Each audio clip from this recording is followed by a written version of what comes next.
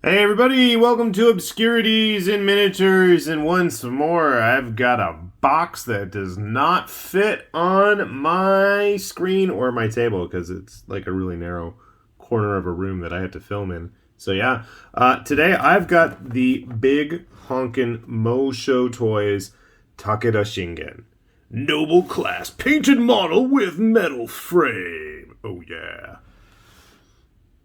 All packaging materials are not part of the product. For your child's safety, please handle the packaging materials properly. Contains small parts, not for children under 14 years.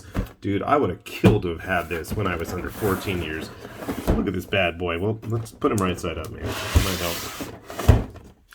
So, yeah.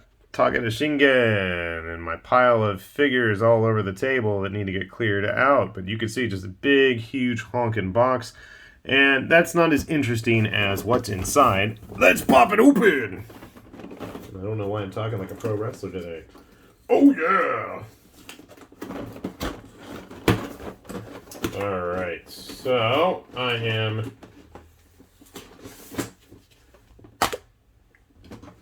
finding the warranty sheet. That's always good to see. Just in case. And I'm hurling the box on the floor. We have, let's take a look at this first. And the winner is, okay, we have a nice shiny glossy envelope. And that nice shiny glossy envelope has the instructions. So it looks like we have multiple hands available. Yes, we do. We've got the basic model, which we'll see in a sec. We've got the big giant shoulder pads, extra hair, various joints that go places, I'm guessing, for the stand. We've got the weapon tips. We've got the shafts of the weapon, swords, scabbards. There's 3 different blades. Stuff. Oh, this is like the weapon stand. Nameplate, banner pole, or... no, that's for posing him. And you can see here how you are supposed to put the blades on the stands. Looks like we have a light up light. I can't read Chinese. And don't have anybody handy to help with that. Oh, okay, this is like the lighting to put the lights into his head. And how to remove that, okay? And that's how the hair goes on. When you want your Super Saiyan hair. I'm not sure what we're doing there to extend the neck. Attaching the shoulder pads. Moving the joints. These can extend out. Okay, it's kind of interesting.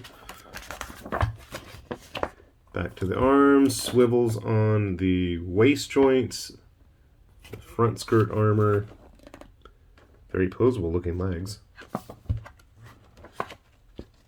Ah, okay.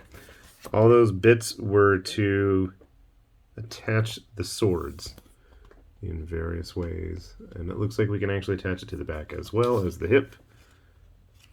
What is going on with the foot there? Okay.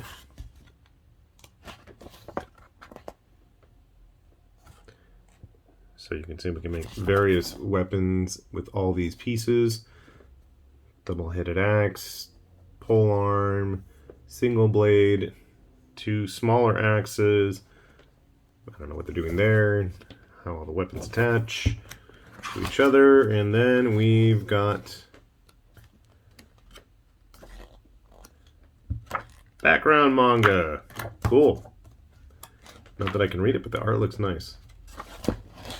Now, this is interesting. I wonder if that's supposed to be their Date Masamune.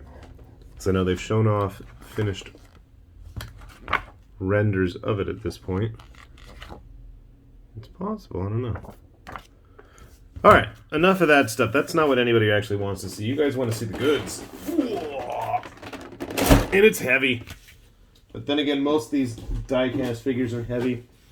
And honestly and truly, this stuff really dates back for me to when I was a kid, and Bandai was bringing the Chogokin figures to the United States under the Godican label, and I had a Daltanius that I got as a kid. Absolutely loved it. Played with that thing for ages. Okay. So if you want to take a look at the interior of the frame, we'll get to the model itself in just a sec here. You can see a lot of different hands. The shoulder pads are really cool. The amount of detail that is already tamped on there. It's all painted, it's all sealed. It's not stickers or decals or anything like that.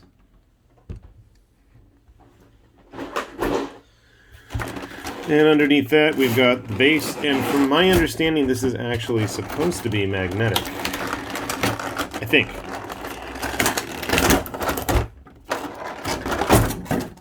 It is. Jeez, and there's even more stuff underneath that mystery box.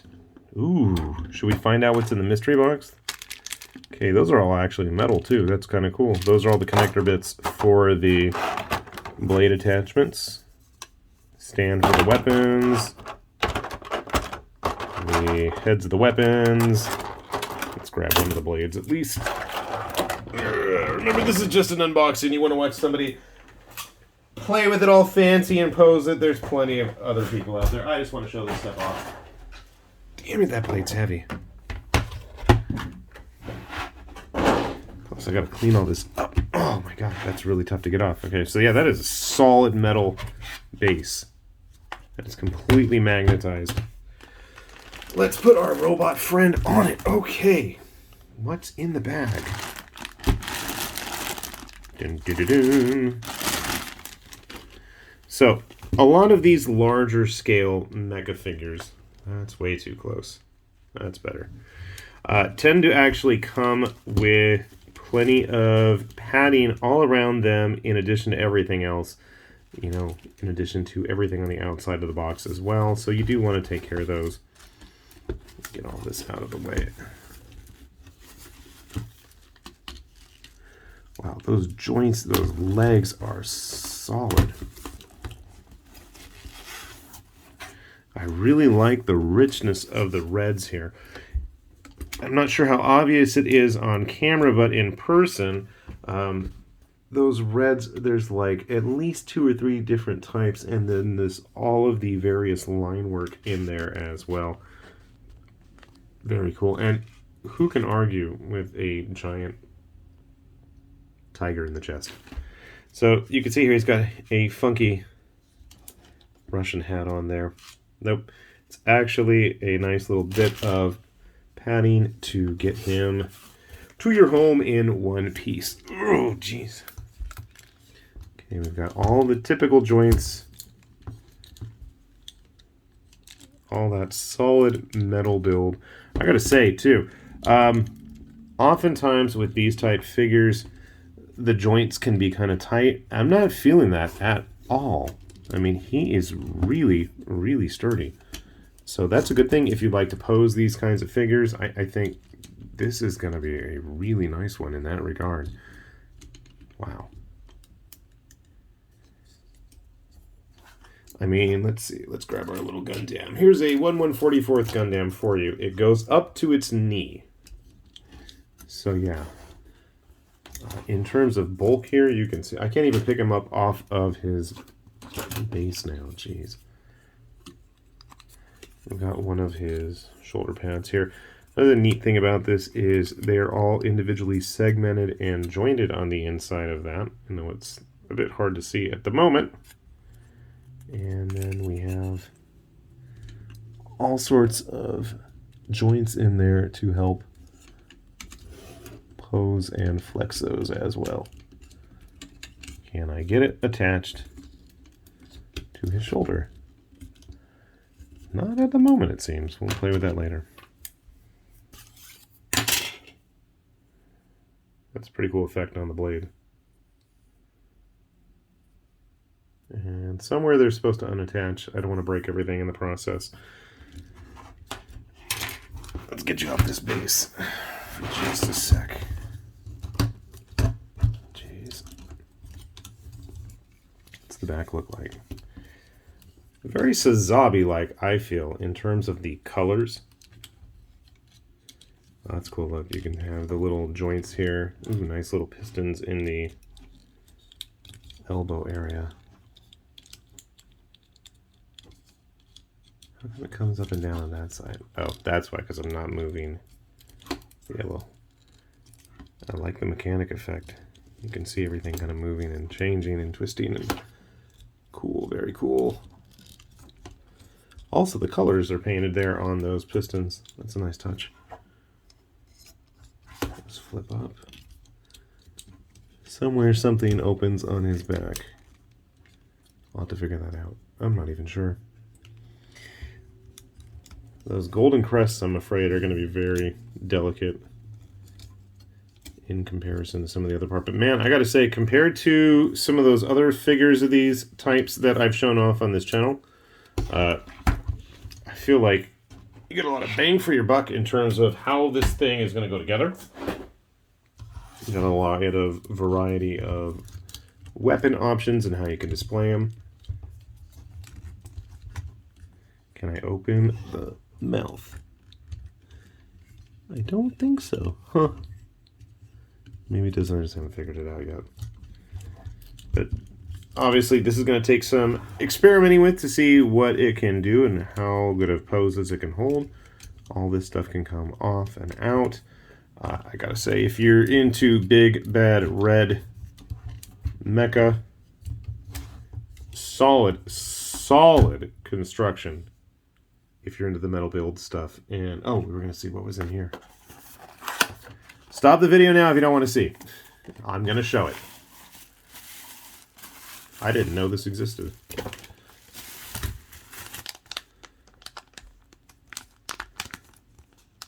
Cards.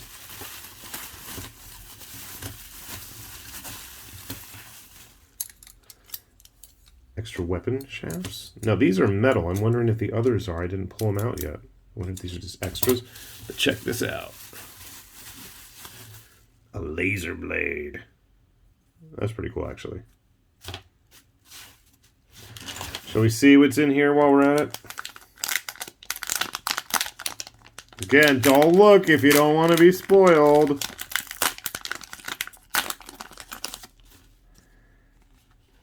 Ooh. Lenticular cards. That's actually kind of cool.